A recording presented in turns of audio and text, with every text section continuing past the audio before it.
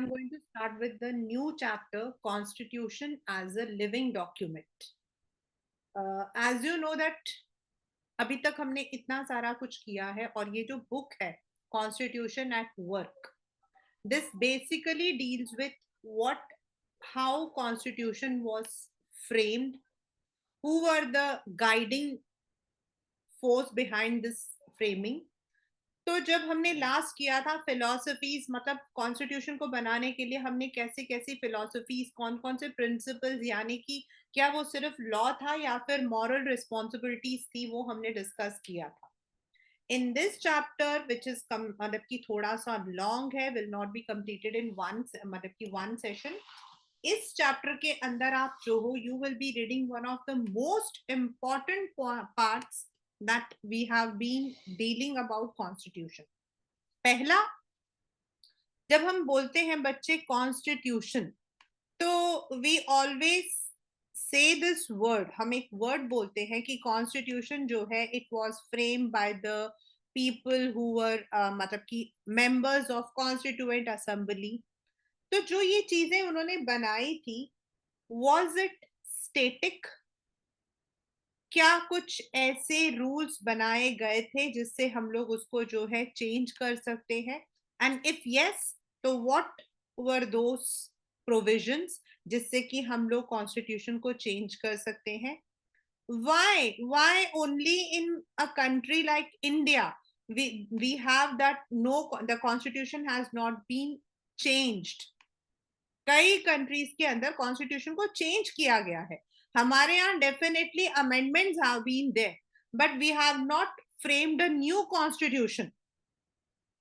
If you look into the history of other countries, you will find that the constitutions were made again and again. तो हमारे यहाँ ऐसा क्या है जो 50 में रखने के बावजूद भी हम 2023 के अंदर यूज कर रहे हैं तो what are those provisions? And then हम लोग उन तीनों प्रोविजंस को यानी कि जो हम चेंज करते हैं उसके लिए जो हम मेजॉरिटी स्पेशल मेजॉरिटी या फिर हम लोग जो मतलब कि रैटिफिकेशन प्रोसीजर लेते हैं व्हाट आर दोस उनको हम लोग करेंगे लिविंग डॉक्यूमेंट का मतलब हो जाता है लिविंग का मतलब क्या है हम we human beings any living creature तो what do you find there are changes living का मतलब हो जाता है there are some changes we grow तो कॉन्स्टिट्यूशन भी over the period it has been there have been provisions which have been added deleted तो इसीलिए हम उसको लिविंग डॉक्यूमेंट बोलते हैं and Indian constitution has always been जब हम लोगों ने लास्ट क्वेश्चन में क्वेश्चंस किए थे उसके अंदर भी था neither it is said to be very rigid कि आप उसको चेंज ही नहीं कर सकते हो अगर रिजिड होता तो शायद हमारा कॉन्स्टिट्यूशन अभी तक बदल गया होता secondly it is not so flexible कि आप आज गए और कल ही चेंज कर दिया ऐसा भी नहीं है so that is why it is called as a living document and I'm starting the chapter directly with NCERT.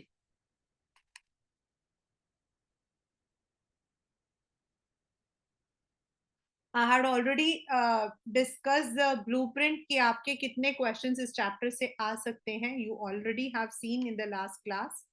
So let us see कि you will be reading how the constitution has worked for the past so many years.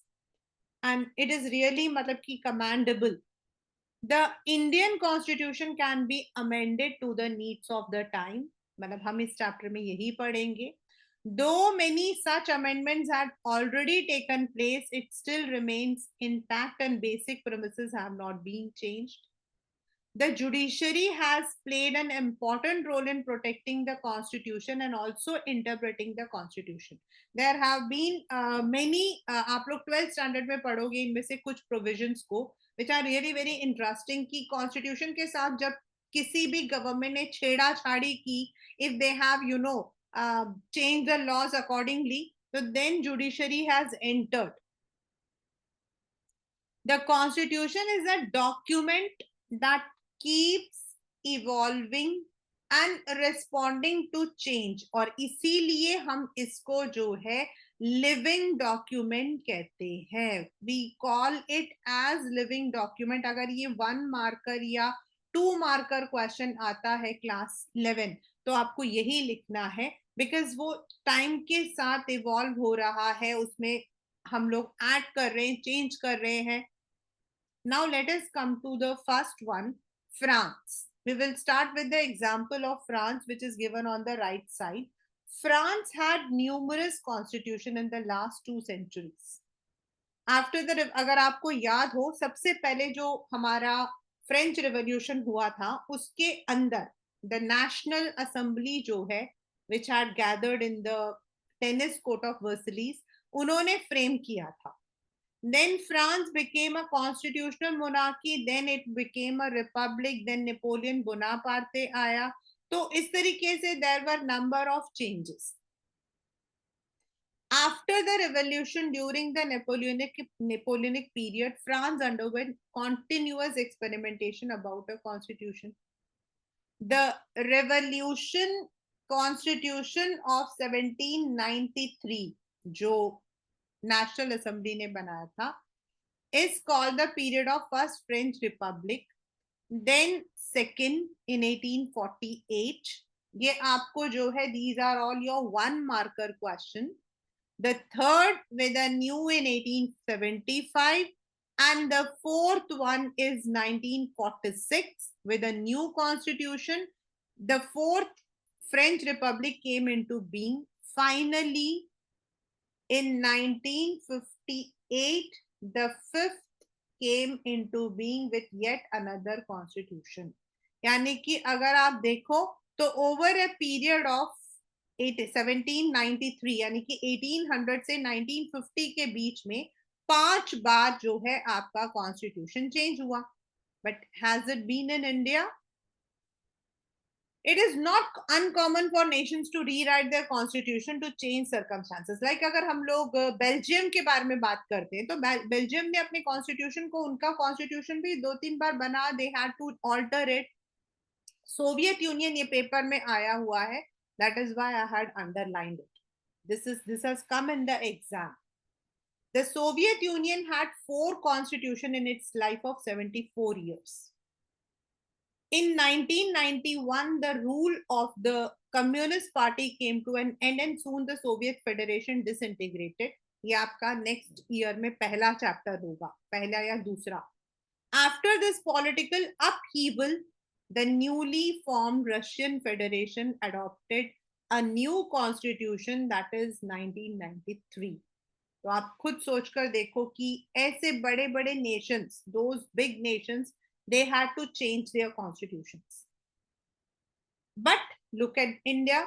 The constitution was adopted on 26 November 1959, 49, and it came to effect from 26 January 50. लेकिन अभी तक हमारा same constitution चल रहा है, within which the government of our country operates. So is it that our constitution is so good that it needs no change? ऐसा नहीं है. हमारे कॉन्स्टिट्यूशन और दूसरे कॉन्स्टिट्यूशन में एक चीज हमेशा है, इंडियंस का एक, मतलब ये ना एक कॉमन पॉइंट है, and this is not about constitution class 11, this is all about our Indian mentality. हम लोग हमेशा दूर की सोचते हैं. We don't have the short term goals. हमारा गोल जो है ना, बच्ची पैदा होती है तो हम उसकी शादी का सोचते हैं. Ask your parents, they would tell you these things. When I was born, जरूरी है कि मेरे को बड़ा होना है? हो तो सकता है ना कि मैं मर भी जाती. But my mom use to, जब भी उनके पास पैसे आते, she would be buying the jewellery for my marriage, and you won't believe those jewellery I used in my marriage. हम इतने लॉन्ग टर्म होते हैं. तो जो हमारे कॉन्स्टिट्यूशन मेकर्स थे ना, they were also somewhere long term. They had the long vision की आज से 100 साल बाद क्या क्या चेंजेस आ सकते हैं. और शायद इसीलिए हमें अपने कॉन्स्टिट्यूशन को चेंज नहीं करना पड़ा, सिर्फ कॉन्स्टिट्यूशन के अंदर के आर्टिकल्स को हमें चेंज करना पड़ा. Was it that our constitution makers were so far sighted and wise that they had foreseen all the changes? Yes. In some sense, both the answers are correct. It is true that we have inherited a very robust constitution. The basic framework of constitution is very suited to our country. And secondly, the makers were far sighted and provided for many solutions for future situations. That is why हमें अपने constitution को completely change नहीं करना पड़ा, उसमें कुछ changes हम लेकर आए. No document can be such that it needs no change and no constitution can provide for all eventualities. और इसीलिए कुछ ना कुछ चेंजेस हमारे आए हैं, but not entire like in France or in Soviet Union you can see. Then how does the same constitution continue to serve? क्योंकि हमारा जो कॉन्स्टिट्यूशन जब बना था ना, तो हमने कुछ अगली मूवमेंट्स को देखा था. तो उन मूवमेंट से हम लोग हमेशा ना, I don't know about your family, but normally हमारे फैमिलीज में हम लोग ऐसा ही होता है कि कुछ भी बुरा होता है तो हम अपने अपने बच्चों को उन बुराइयों से बचाने की कोशिश करते हैं. It's like that. तो इट इज अ वेरी मतलब कि कॉमन थिंग कि हमारे कॉन्स्टिट्यूशन मेकर्स जो थे, they had seen the eventuality of partition. तो उनको वो जो प्रॉब्लम्स थी ना कहीं वो फारसाइट कर रहे थे. मोर ओवर इंडिया का जो एक सोसाइटी है which has been always based on the caste and other things, उनको भी उन लोगों ने नजर रखा था. One of the answers to such questions is our constitution accepts the necessity of modification according to changing needs of society. बाकी में they were not flexible. तो हम flexible थे. Secondly, in the actual working, there has been enough flexibility of interpretation. Both political practice and judicial rulings have shown maturity and flexibility in implementing the constitution. These factors have made our constitution a living document rather than a closed and static rule book. और यही मतलब की reason है कि हमारा जो constitution है वो एक लिविंग डॉक्यूमेंट बन गया है rather than a simple rule कि इसको देखकर ये करो. Why do many of us hate maths? मतलब डोंट गिव दिस आंसर कि मैम हमें मैथ्स नहीं मिली थी इसीलिए हमने मैथ्स नहीं लिया था. That is something different. मेरे से अगर आप मैथ्स के लिए पूछोगे, I scored very well but I never like maths, और मुझे अभी भी मैथ्स अच्छी नहीं लगती because it's a very rule book. आपको जो वैल्यू लगानी है वही लगानी है, आप इंटरप्रेट नहीं कर सकते. Whereas in subjects like English, political science, we have interpretations. तो ओवर द पीरियड हमारा कॉन्स्टिट्यूशन जो है उसको हमने इवॉल्व किया है. पॉलिटिकल जो रूलर्स थे उन्होंने उस चीज को समझा है, जिस जगह पर उसको उनको इम्प्लीमेंट करना था वहीं पे किया है. Class 11, this is the answer to your question which can be a 2-marker question. In any society, those responsible for drafting at a particular time would face one common challenge.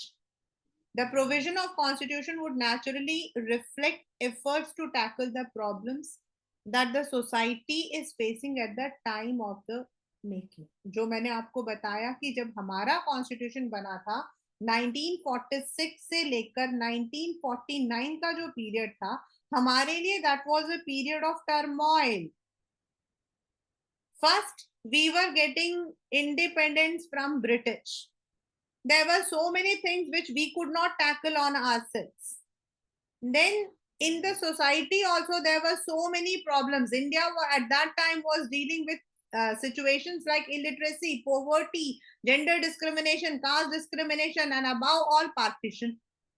तो जो हमारा society का उस वक्त का जो turmoil था, that was मतलब कि हमारे लिए सपोर्ट था. Therefore, the constitution, at the same time, the constitution must be a document that provides a framework of the government for future also. Present के लिए तो वो कुछ भी बनाएंगे, लेकिन आगे the constitution has to be able to respond to the challenges that may arise in the future. For example, it is said that Mahatma Gandhi said, आज से 100 years बाद there might be, उन्होंने जो है उसको कंप्यूटर का नाम नहीं दिया था, but he said that people may not be working, it might be the machines which will be working for people. और आज ये बात बिल्कुल सच है. What he visualized is right in the name of computers. He did not name it as computer. He named it as a machine. लेकिन आज ये है. So this is how the makers had already envisaged. Therefore, the constitution, in this sense, the constitution will always have something that is contemporary. बच्चा contemporary का मतलब होता है जो prevailing situation है. Contemporary का मतलब है prevailing. And something that has a more durable मतलब आने वाले टाइम के लिए, मतलब अभी के लिए भी और फ्यूचर के लिए भी. At the same time, a constitution is not a frozen and unalterable document. It is a document made by humans and may need revision, changes, re-examination. भाई आज मैं एक रूल बनाती हूँ. Even I used to make so many rules when I was in my institute, but I have changed many of the rules over the period. The time is because उस वक्त का mode और इस वक्त के mode में difference है. 2010 में अभी आपका जो सिलेबस है ना, इसका डबल सिलेबस था. Double. You won't believe, double syllabus. What you are reading is only half of the syllabus. But उस वक्त में क्या होता था, आपका जो पेपर होता था वो 100 मार्क्स का होता था, और ये जो 100 मार्क्स का पेपर होता था ना, वो most of the time it was only direct questions. It was like पढ़ो और लर्न करो, आंसर आ गया. Whereas आपके बाद में उन्होंने सिलेबस तो रेशनलाइज कर दिया, but now the questions are indirect. तो अगर मैं कहूँ ना आज का जो मतलब की सिलेबस है वो डिफिकल्ट है, तो दैट इज मोर रेलेवेंट. क्योंकि देखकर लर्न करके तो बहुत सारे बच्चे लिख लेते हैं, खुद समझ कर करने में प्रॉब्लम्स आती हैं. एवरीथिंग इज मतलब कि these things need revisions, these things need re-examination. उस वक्त के चेंजेस, उस वक्त का जो मतलब की सिचुएशन था और आज के सिचुएशन में डिफरेंस है. So it is true, constitution reflects the dreams and aspiration of the concerned society. It must be kept in mind that constitution is a framework for democratic governance. So it is an instrument that societies create for themselves. यानी कि हमें ऐसा एक constitution बनाना है जिसमें लोग खुद को relate करें. So that is why this dual role जो है, it becomes difficult about the status. Is it so sacred that nobody can change, या फिर it is so ordinary that anybody can change? अभी ऊपर आपको मैंने यही चीज बताई थी that Indian constitution is neither rigid nor आपका flexible. ये पेपर में कई बार आ चुका है. And in fact, this is a question in the very first chapter also. It is neither rigid nor आपका flexible. The makers of Indian constitution were aware about this problem and sought to strike a balance. They placed the constitution above ordinary law and expected that the future generations will respect the document. At the same time, they recognize that in future this document may require modification. Even at the time of writing, they were aware that many matters there were differences of opinion. Whenever society would be toward any particular opinion, a change in the constitution provision may be required. उस वक्त में जैसे मैंने आपको बोला 10 years down मतलब back मैं बोलूं तो 10 years पहले जो हमारा 100 मार्क्स का क्वेश्चन होता था, एक एक क्वेश्चन 10 मार्क का होता था. इंग्लिश में article writing, report writing use to be for 10 marks, but अब 5 मार्क्स का है। लेकिन उस वक्त में क्वेश्चन इजी होते थे, अब क्वेश्चन डिफिकल्ट है, तो व्हाट मतलब किस चीज को आप बोलते हो? तो definitely there might be a provision which needs to be change. So Indian constitution is a combination of both the approaches. The constitution is a sacred document, and also it is an instrument that may require changes from time to time. कुछ चीजों को change नहीं कर सकते हैं, but कुछ चीजों को हम चेंज कर सकते हैं. In another word, it is not a static document, it is not the final, it is not unalterable. Kindly remember this. This is one of the important part of your question. तो अब क्या है, मतलब is it any law? It is basically the rules. It is basically about the way a government should run. ये कोई rule नहीं बोल सकते हो. It is about the basic thing कि गवर्नमेंट कैसे रूल करेगी. और गवर्नमेंट कैसे करेगी? गवर्नमेंट करेगी जैसा सोसाइटी चाहता है. सोसाइटी क्या चाहता है? सोसाइटी किस चीज को फ्रीडम कहता है? सोसाइटी किस चीज को लिबर्टी कहता है? किन चीजों में सोसाइटी पहले नहीं मानती थी कि फ्रीडम की जरूरत है और अब मानती है? मतलब देर आर बीन इंस्टेंसेस. आज से 15 इयर्स पहले अगर आप किसी चीज को, अगर आप आज जो हम कर रहे हैं उसको अगर हम पहले 15 साल पहले करते तो दे वर नॉट एक्सेप्टेड. आज हम एक्सेप्ट करते हैं and we want that there should be certain regulations. And यही जो रेगुलेशंस हैं वो हमारे लिए चैलेंज पोज करता है. एंड तभी हमारा जो गवर्नमेंट होता है वो उन चीजों को देखता है. They make the changes. अगर कॉन्स्टिट्यूशन में प्रोविजन है तो उसको वो लागू करते हैं, नहीं है तो ऐड करते हैं.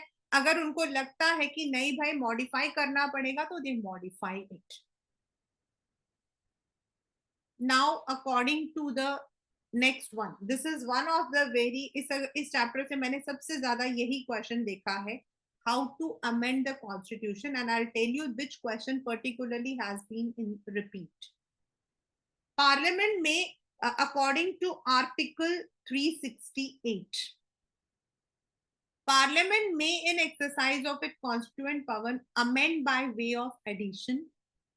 अभी जो मैंने आपको बोला ऐड करा, वेरिएशन और रिपील उसको हटा दो, according to the procedure laid down in this article. तो जो हमारा चेंज करने के लिए जो मतलब कि आर्टिकल है वो है हमारा 368. उसके अंदर प्रोविजंस है that how we can change it and which subjects can be changed, which subjects can not be, या फिर अगर चेंज करना है तो what specific procedure you need. और ऐसा क्यों किया था? Now the question comes कि why? This is because अगर हम किसी भी चीज को एकदम फ्लेक्सिबल रख देंगे ना तो may be every time when a government is form they may misuse it power. Therefore there were certain areas जहां पर उन्होंने कहा कि चेंज जो है ऐसा ही होगा. We have already seen they wanted to strike a balance. The constitution must be amended if so required, but it must be protected from unnecessary and frequent changes. So they wanted the constitution to be flexible and rigid. Flexible means open to change, rigid means resistant. तो flexible होगा तो easily change करेंगे, rigid होगा तो हमें उसको change करने के लिए स्पेसिफिक प्रोसीजर देना पड़ेगा. They knew that there may be some fault or mistake. They knew constitution could not be free totally of errors. And बच्चा जो हम ये वर्ड बोलते हैं ना errors, maybe at that time it was required, now it is not. Do you understand this word? एक rule हम बनाते हैं, वो जब हम उस रूल को बनाते हैं शायद वो उस पीरियड में उस सिचुएशन में जरूरी था, लेकिन आज वो हमारे लिए it may be irrelevant. Whenever such mistakes would come to light, they wanted the constitution to be easily amended and to get able to get rid of these Then there were some provisions in the constitution that were temporary. उसको हम बाद में कर सकते हैं once the new parliament is elected. But at the same time, the constitution was framing a federal polity and rights and powers of states could not be changed without the consent of states. ये एक हमारे लिए बहुत ही डिबेटिक रहा है और कई बार जो स्टेट्स के पावर्स हैं उनको चेंज किया भी गया है. Not all, but there have been कुछ पावर्स कुछ गवर्नमेंट यूनियन ने जो है अपने अंडर ले लिया. So they have been there. Some other features were so central to the spirit of the constitution makers were anxious to protect these from change. Central to the spirit of constitution matlab that was the main idea behind making the constitution. और इसीलिए उनको rigid रखा गया. ये वाली जो आपका जो मतलब कि this one is there, this is the basic. मतलब हाउ टू अमेंड में similar to ordinary law, simple majority मतलब पार्लियामेंट में 2/3 आ गए और उन चेंज कर दिया. कुछ आपका जो है स्पेशल मेजॉरिटी इन पार्लियामेंट, दोनों हाउसेस के 2/3 आपके अलग अलग से दिए. जैसे हमारे चेंज मतलब कि हमारे जो जुडिशरी है, जो हमारे चीफ जस्ट वगैरह होते हैं, उनको हटाने के लिए separate voting in both the houses, Rajya Sabha and Lok Sabha में 2/3 वोट होना चाहिए. और जो तीसरा होता है जो काफी रिजिड होता है, उसमें स्पेशल मेजॉरिटी तो रहेगा ही रहेगा, साथ में जितने हमारे स्टेट्स हैं, 28 स्टेट्स हैं अभी फिलहाल, तो एटलीस्ट 14 स्टेट्स को उनको जो है they have to give their ratification, यानी कि अपना मतदान, अपना कंसर्न, अपना मतलब कि they have to say yes. जैसे जीएसटी जब हमारा इंप्लीमेंट हुआ था तो दोनों के साथ में रैटिफिकेशन हुआ and half of the states जब 29 states है, तो when half of the states are given their consent, so it was implemented. So in this manner, there are 3 different ways to amend the constitution. This is very, very, very important part of your one. जो हमारे first है, I am just giving you the gist, ये हमारा होता है generalised change. जो second है, that is when there is something very special and which is affecting everyone.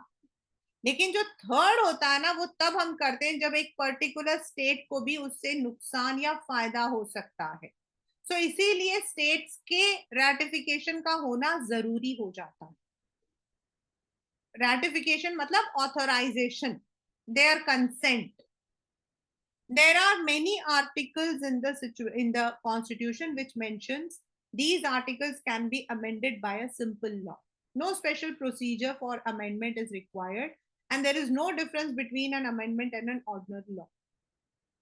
These parts of constitution are very flexible. Read carefully the following text of some articles. In both these articles, the wording by law, इसमें क्या शब्द लिखा है, by law, indicates these articles can be modified by parliament without recourse to procedure laid down in article 368. लेकिन बाकियों में there are certain other words. ये जो word है by law, ये हमें बताता है कि accordingly हम प्रोसीजर को, सिंपल प्रोसीजर फॉलो करके हम कर सकते हैं. जैसे यहाँ लिखा हुआ देखो, पार्लियामेंट में by law admit into the union new states. यानी कि अगर हमें किसी नए स्टेट को लेकर आना है, this can be an example class 11, अगर हमें कोई नया स्टेट लाना है, एक नया स्टेट फॉर्म हुआ है, तो हम उसे सिंपल एक मतलब कि थ्रू द सिंपल ऑर्डिनेंस हम उसको लेके आ सकते. पार्लियामेंट में by law increase the area of any state. For amending the remaining parts, the provision has been made in article. अब यहाँ पर आपके जो है ये 2 मेथड्स हैं. जो पहला मेथड था वो हमने ये वाला पढ़ लिया है, दिस वन.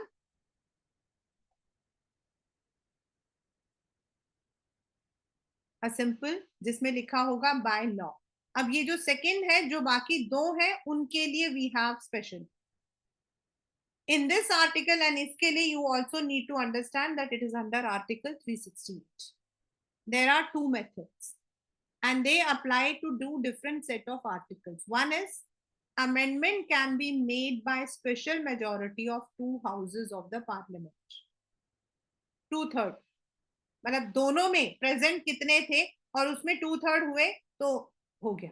लेकिन जो सेकेंड मेथड है, it requires special majority of the parliament and consent of half of the state legislature. यानी कि जितने आपके स्टेट्स हैं उनकी जो स्टेट असेंबली है, they also need to pass that.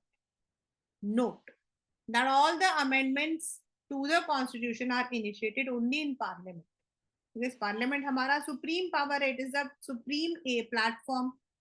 Besides the special majority in the parliament, no outside agency like constitution commission या separate body जो है उनको हम फॉर्म नहीं करते। जो हमारे लोकसभा और राज्यसभा के members along with the president, vice president, speakers, यही हमारे होते।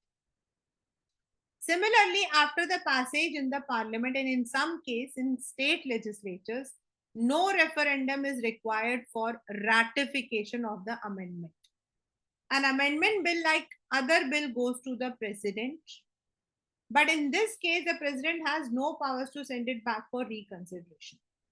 These details shows how rigid and complicated the amending process could have been.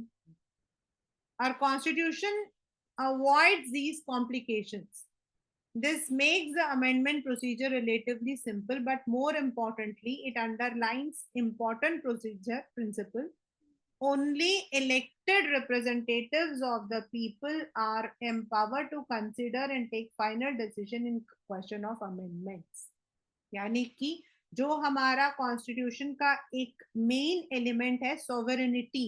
Sovereignty मतलब rule by the people, republic, there is no outsider. Sovereign मतलब we are the one, president हमारा highest है and no other is there.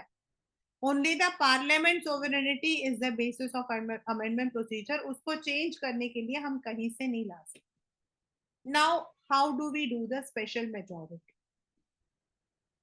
ये हम पहले भी कर चुके हैं in the election, on election executive and judiciary में भी हम कर चुके हैं। What is special majority?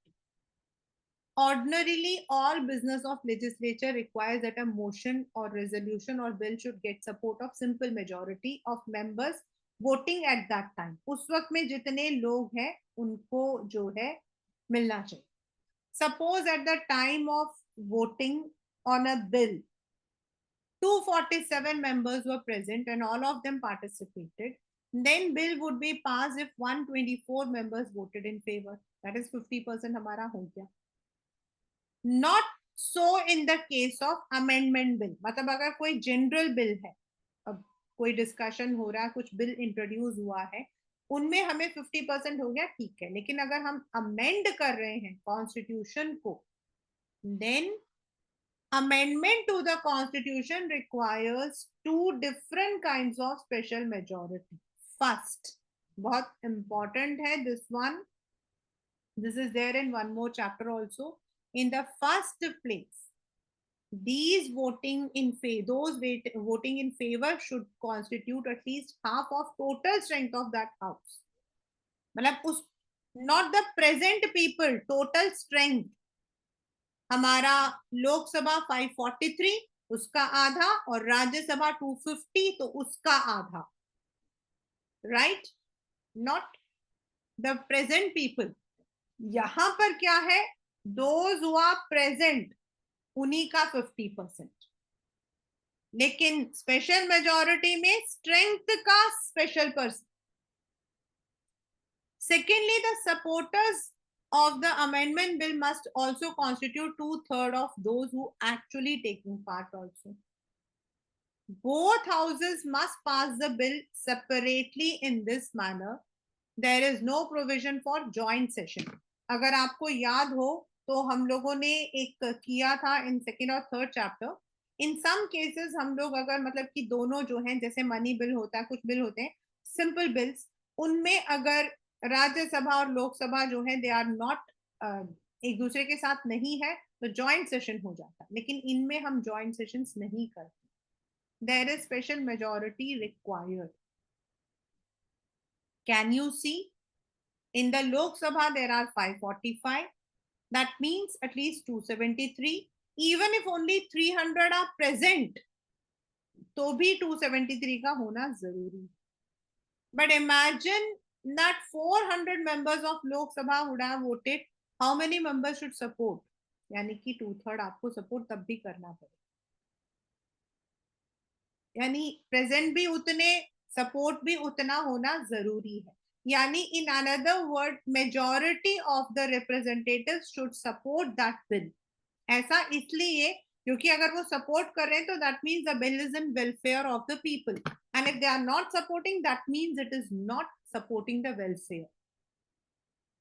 In addition to this, both houses must pass the amendment bill with special majority separately. This means that unless there are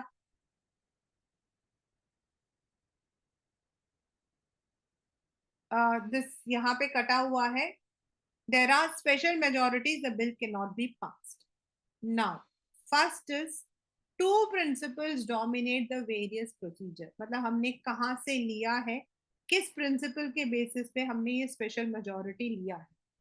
One is, for instance, the constitution of US, South Africa, Russia have employed this principle. In the case of constitution of US, it is 2/3. And while in South Africa and Russia, it is 3/4 majority is required. Kindly underline all these will be your one marker question. The other principle which is very popular is of people's participation. In Switzerland, people can even initiate an amendment. Other examples of countries where people initiate or approve are Russia, Italy, जहां लोग बोल सकते हैं कि we need change. हमारे यहाँ हम नहीं बोल सकते. We can only put our words through our representatives, but we cannot directly go to the parliament or we cannot directly ask for any amendment. But in there are countries जहां पे लिया. हमारी कंट्री ने क्या किया है, हमारी country ने ये लिया है कि there should be sufficient consensus over the proposed amendments, यानी कि only the people who are in power and those who are supporting that as a majority, they are only allowed to change, otherwise तो कोई भी change करेगा. If the party in power enjoys thin majority, it can pass legislation of its choice and get budget approved. Even opposition does not agree, but it would need to take at least some opposition parties into confidence if it want to amend the constitution. So that is the basic principle behind amending procedure, that it should be based on broad support among the political parties and parliamentarians. भाई अगर ordinary bill है उसमें तो आप opposition party भी आपको support कर सकती है, लेकिन जब हम कॉन्स्टिट्यूशन को अमेंड कर रहे हैं तो उसके अंदर आपका ब्रॉड मेजॉरिटी होना बहुत जरूरी है। ये जो आपने अभी तक पढ़ा ना बच्चा, these are all which shows that हमारा जो कॉन्स्टिट्यूशन है वो कितना रिजिड है, और इतना रिजिड होना क्यों जरूरी है। जरूरी इसलिए है क्योंकि इंडिया का जो पॉपुलेशन है वो काफी बड़ा है। we are right now currently we are dealing with 1.4 billion, right? Secondly, as I have been repeatedly telling you that we have discrimination, we have differentiation. हमारे जो मतलब कि कंट्री का एक नेम है यूनिटी इन डाइवर्सिटी, तो हम diverse हैं। तो हमारे लिए एक कॉन्स्टिट्यूशन जैसा यूएस में या फिर अगर स्विट्जरलैंड वाला है वो हमारे लिए सूटेबल नहीं होता है। This is because at that मतलब अगर ऐसा होगा तो सब लोग अपने हिसाब से चेंजेस चाहेंगे, और इसीलिए changes should be uniform and accepted, इसीलिए ये प्रोसीजर बनाया। This is the one which is written by doctor Ambedkar, that why he was मतलब कि he supported 2/3. If those who are dissatisfied with the constitution have only to obtain 2/3 majority, and if they cannot obtain even that, their dissatisfaction with the constitution cannot be deemed to be shared by general public. ये एक question आया था कि share मतलब this indicates that behind the majority there is principle of public opinion that governs decision making. ये paper का question है class 11 कि ऐसा उन्होंने क्यों सोचा था, ऐसा उन्होंने क्यों सोचा था। Why 2/3 is necessary, as I have said कि अगर हम नेसेसरी नहीं होगा ना तो everyone will be making the things according to their own, उनको जैसा कंफर्टेबल रहेगा वैसा बनाएंगे। And we need to shape the public opinion, not our personal opinion, इसीलिए the special majority has been taken. Now, what is the meaning of ratification by states? Ratification का मतलब हो जाता बच्चा, in simple word it is to confirm something. Ratification का जो मतलब है वो होता है confirmation, giving recognition, concern. तो ऐसा क्यों किया गया? For some of the articles, not only special majority, पहला हमने पढ़ा था simple majority, second हमने पढ़ा था special majority in each of the houses 2/3, right? That is of the total strength. And third is मतलब कि special majority plus ratification by the states, यानी कि half of the existing states के जो legislatives हैं, they also need to give their confirmation. For some articles, special majority is not sufficient. And ऐसा क्यों किया गया है? ऐसा इसीलिए किया गया क्योंकि as I have said, our constitution, our country is diversity. कोई भी एक आपने बना दिया and that particular article may not be applicable to that particular state. जैसे हमारे यहाँ पर कुछ states ऐसे हैं जहाँ tribal population ज्यादा है. Andaman and Nicobar is one of the examples of the same. कि in Andaman and Nicobar you have the tribal population, so all the मतलब कि हम जो provisions कहते हैं we cannot directly implement on them, even though it is not a state, but I'm just giving you one example कि हमारे यहाँ ऐसे states हैं जहां आपकी population जो है वो diverse है, और उसके लिए वो जो स्टेट होगा वो रिस्पॉन्सिबल होगा क्योंकि वो समझता है कि उसके यहाँ किस तरीके के लोग रहते हैं, वहां की क्या सोसाइटी है, वहां का क्या नीड है, वहां की क्या एस्पिरेशन है.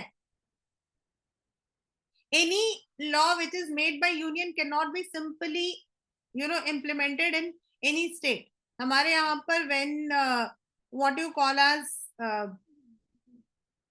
वी हैड आवर फर्स्ट जो हमारा हिंदी एंड इंग्लिश को when it was made, तो उसके अंदर what had happened is, मतलब जब उन्होंने डाला था तो English Hindi was not adopted by all the states. So there were many violent protests in different parts of the country, specifically in southern India.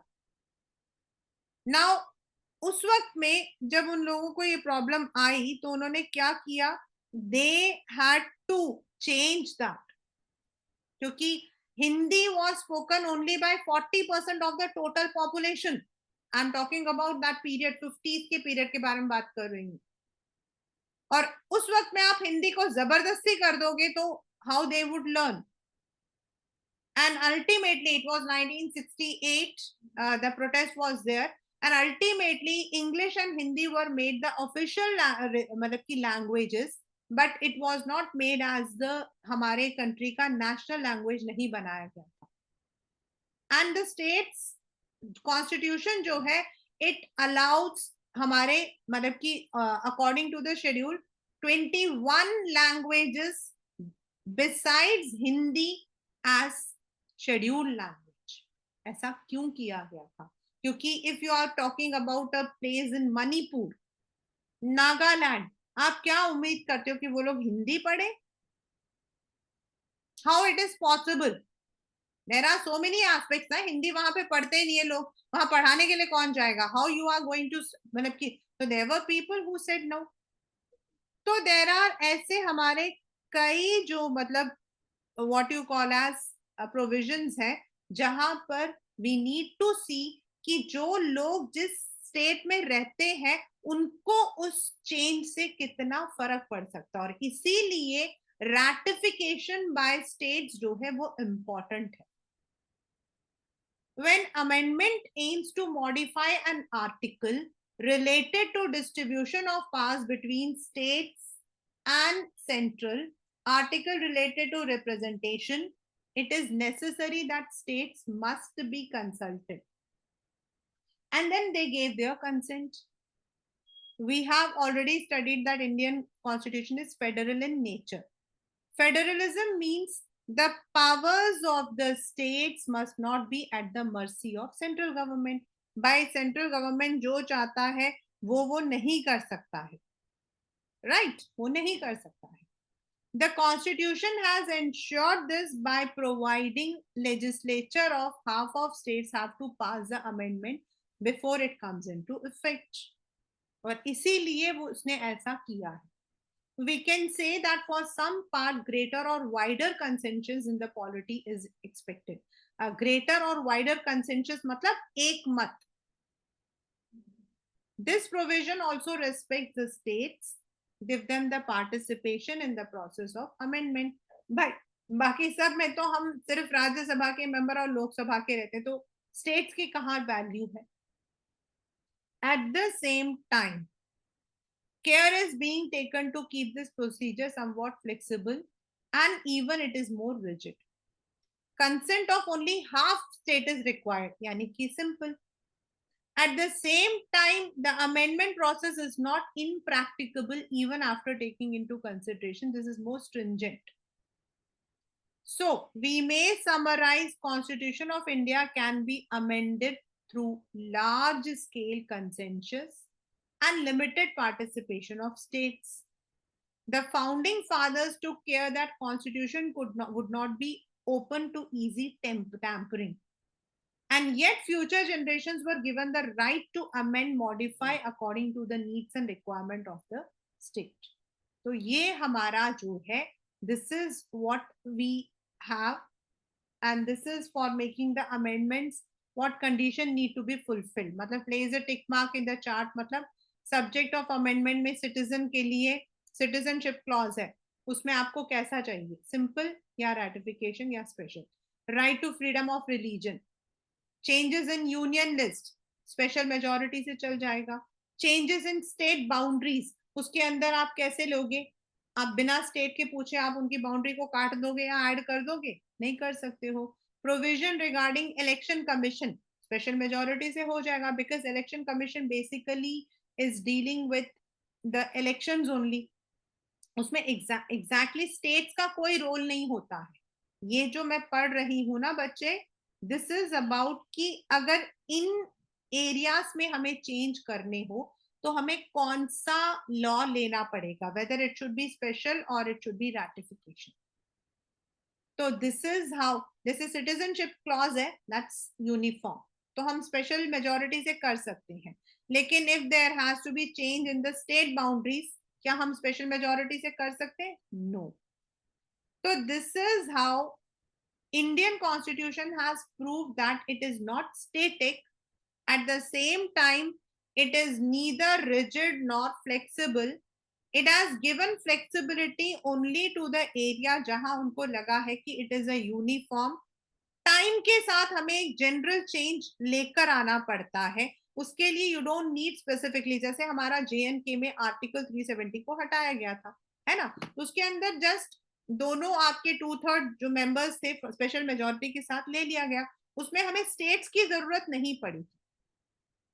लेकिन अगर हमें स्टेट्स के अंदर कोई चेंज लेकर आना है, अगर हमें स्टेट्स के अंदर चेंजेस लेकर आना है, तो उस एरिया के अंदर, मतलब अगर वो एक स्टेट, दो स्टेट या स्टेट्स को फर्क मतलब कि डिफरेंस करेगा, then we need to take the consent.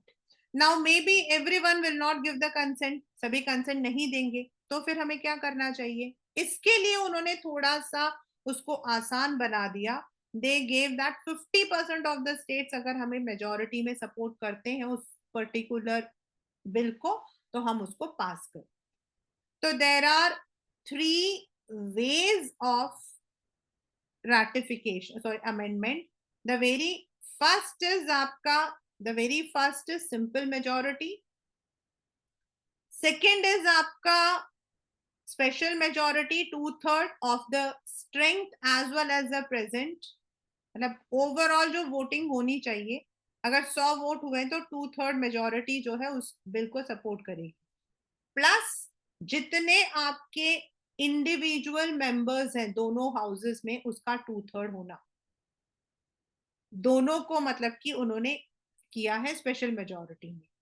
तीसरा, स्पेशल मेजोरिटी तो रहेगी ही, उसके बाद the states also have to be consulted and once they give their consent and then only that bill is, जैसे जीएसटी का हुआ था मुझे याद है, it was sent to all the bills and उसके बाद आपका जो है मतलब they have give and it was sent to all the states and then 50% of the states had given और उसके बाद it was implemented. तो in this manner if we say हमारे जो है difficult भी है at the same time simple भी है. So that is what we have done today, that why Indian constitution is said to be both flexible as well as rigid. Then how it is different from the constitutions of other countries like Soviet Union where there have been more than 5, और France जहां अभी 5th constitution चल रहा है, why we have not changed the constitution, only changes have been there.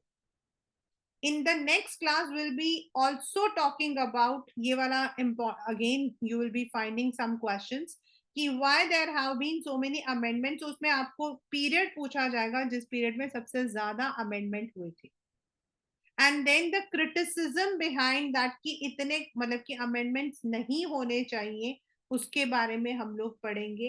What मतलब कि है, what were the different interpretations, then there were some controversial amendments as I said.